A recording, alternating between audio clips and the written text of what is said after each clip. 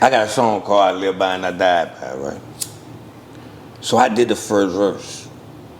And I do the verse, we leave. I come back, that nigga Mac got a verse on there. I was like, boy, ain't no fucking way in the world. I had to put another verse behind it. Like, if you listen to the song I Live By and I Die By, that's why I do the, I came back with a verse talking about all the guns. I was like, 25 made me miss her, 38 I love her. Traded in the 10 million to get his little sister. Me and Mr. Mossberg was tight as fuck, but ain't no way I'm giving my chopper up. Barrelhead was a real person. That might have been around the time Barrelhead was. No. That wasn't around the time Barrelhead got killed. Cause Barrelhead was still around. I'm definitely not the time. Cause I was fucking with Barrelhead when I was fucking with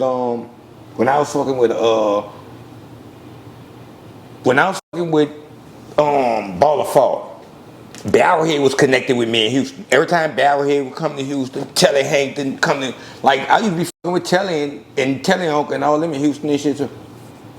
Like, they used to always come to Houston because that was like the balling spot. And after the hurricane, like, I lived down there. Sure. So I actually had bought a house in Sugar Land, so I'm living there, and everybody from the city coming down there every weekend and shit like that. But we damn near living down there. Well, I'm living down there actually.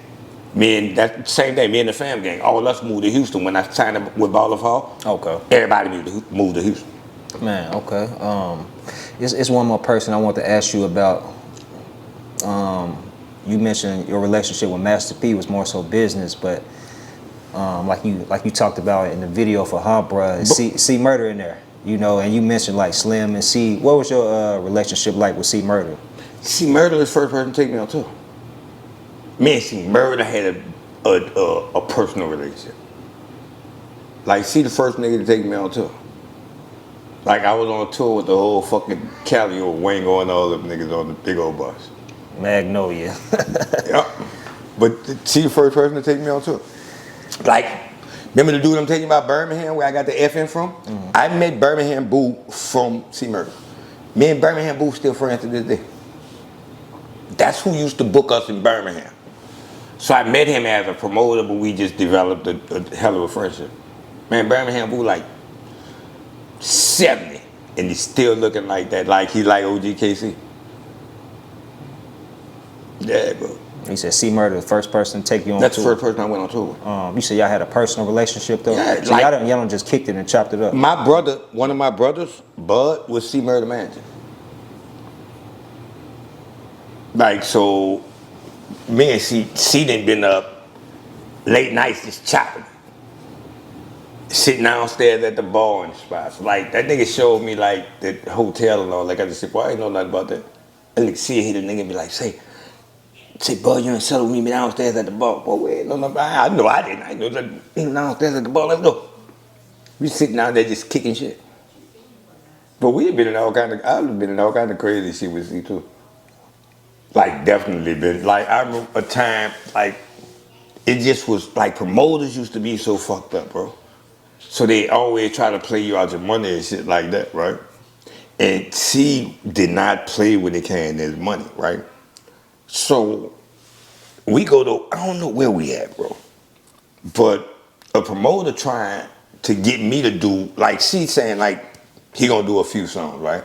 Because you know a motherfucker get you there and be like, all right, we gonna pay you this for this amount. Then when you get there, instead of 50, then instead you doing a 45-minute show, they want you to do a 15-minute show because it's packed and all that. So what the motherfucker trying to do is get me to long the show out, right? Because he knows C all doing this 15 minutes. He said, okay, so look, this is what we do, right? See, like, I'm gonna go on first. You going after me. And when you get you doing where you at, Woody, how you like it, baby, and Hambra, walk to the bus. I'm like, see, you serious? He like, walk to the bus. They gonna walk you to the bus. I'm like, all right.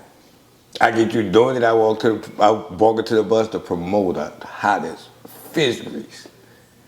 See, like, but what he was showing me is in, you like, sometimes you gotta compromise for things that you need to do when it comes to business, but you can't be used as in when it comes to this shit. And what the dude was trying to do was just like use me on time because C had to went on first. So he was getting me to do, like, as I'm walking out, he got records playing with C Murder and all this kind of shit that I'm supposed to perform. I'm like, man, no. But I didn't understand it then because at that time, I'm like, well, I'll perform my whole, see, don't trip. You get on the bus, nigga, I'll perform my whole album. Don't worry about it. I'm getting the same check. I ain't doing no tripping. But she was like, nah, that's not how business go. You know, when they book you for this the time they book you for. So he was really teaching me the game, and I really didn't realize it, but he was showing me my value. Oh, that's 100, man. That's 100. What you think about his current situation? I've heard multiple people say that he wasn't the person who actually took that. I think we all know that. That teenager's life, man. We all know that. Look, Well, what you think about it that? just show you the system. I mean, we all know that she ain't do it, but it shows you the system. The system of this shit is different, bro. Like, motherfuckers want your ass, they get you. You just clear as day, bro, because everybody in the world knows she didn't do that shit. You think that, like, these conversations, like, it don't even be making no sense to have because the shit be clear as day. Like, you see motherfuckers, witnesses, recant their statements and all that kind of shit and all that, right? And they tell you why they did it and all this kind of shit, but nothing don't move on it. Yeah. I mean, he been fighting for some time now. He been locked up with since like the early 2000s. Yep. And they just keep denying him, man. Mac too. Mac fought a long time too.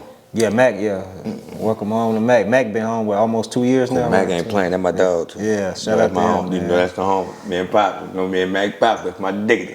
For sure. You got some Mac stories for us, man? Was you around when he did the shell shock and all of that?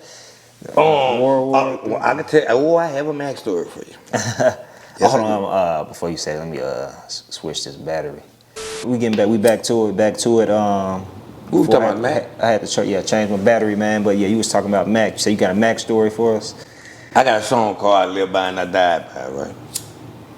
So I did the first verse, and I do the verse. We leave. I come back. That nigga Mac got a verse on there. I was like, boy, ain't no fucking way in the world. I had to put another verse behind it. Like, if you listen to the song "I Live By and I Die By," that's why I do the. I came back with a verse talking about all the guns. I was like, 25 made me miss her, 38 I love her, traded in the 10 million to get his little sister. Me and Mr. Mossberg was tight as fuck, but ain't no way I'm giving my chopper up. I love to hear the sounds of that M16. Oh yeah. 223s and I don't know. It's the verse off that Mac shit. I live by, but I went and wrote my verse over and named all the guns. I know exactly what you're talking about though. That song. Yeah. I had to go. Yeah, traded in 10 million to get his little sister. That's my shit though. But I had to go do a whole fucking verse over fucking with Mac. I ain't never wrote no verse over fucking with Mac. To this day, like I don't write no verse though. Mac is the one person. But I had to go back in. I didn't write my verse over. I had to go back behind him. Like that was supposed to be a 2-verse song. I was like, yo, I would tell mine. I'll make you. I had to go back in. You on the song. Yeah. I had to go back in. Yeah. Is that the only one you think lyrically could have sparred with you on No Limit? Just being honest. Fiend to go. Y'all already had history too, though. Right. So we come up running that shit. Slim to go. Like me as in balls, you know, I'm always say motherfucker can't touch me. But like niggas know when it come to balls, like I'm it. Like I paint that fucking picture. Like I definitely paint that picture, and niggas know that though. Like, so niggas know better to get in there wrestling with me. Like you gonna give me your best. If not, you gonna look like shit. And I always been like that. Like I'm different when it comes to the pen. Like I look at that shit. I look at that shit like writing scriptures. So everything gotta make sense. Like I go over that shit to make sure everything makes sense. That's why I be most of the time like the shit is so easy for me to remember.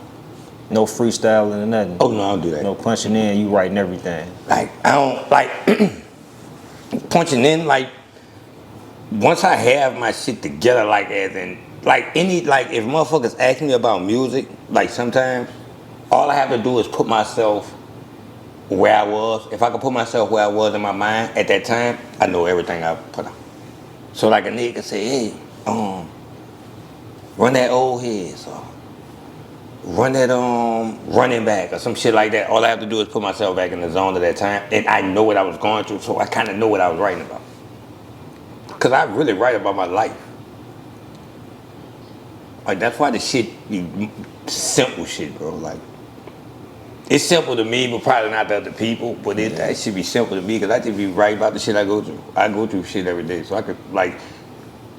I told you like the shit with Fiend. Yeah.